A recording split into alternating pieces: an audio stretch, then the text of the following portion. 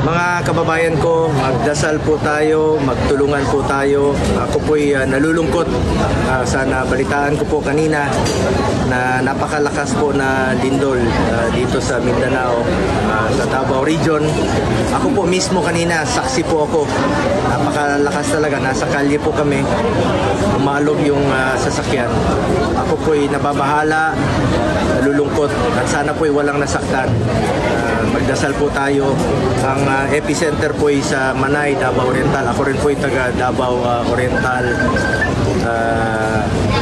Nagdadasal po tayo na wala pong nasaktan. At bukas po ang aking opisina na tumulong kaagad. Ang aking malasakit team ay handang tumulong sa abot ng aming makakaya. At ang pinagdadasal natin na walang nasaktan at maka-recover kaagad ang ating mga kababayan, makabalik kaagad sa normal na pamumuhay. We will be closely coordinating with the local authorities at nakikiusap po ako sa ating mga national government agencies, mga pagkain, tulong kagad, yung mga ayuda, itulong kagad. At sa Department of Energy, balik kagad yung mga naputol na kuryente, mga nasirang daan. Sa DPWH, please lang, bigyan nyo po ito ng prioridad. At sa DOH naman po, mga gamot, mga doctors kagad, ma-deploy kagad sa mga evacuation centers. Sa DSWD rin po, kailangan mabigay kagad yung mga pangangailangan ng mga pagkain.